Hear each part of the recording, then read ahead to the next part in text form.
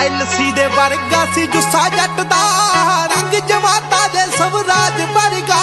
ਕਬੂਤਰੀਆਂ ਤੇਰੇ ਜਿਹੀਆਂ ਬਹੁਤ ਪਿੱਛੇ ਸੀ, ਮੁੰਡਾ ਸਰਪੰਚਾਂ ਦਾ ਸੀ ਬਾਜ ਵਰਗਾ।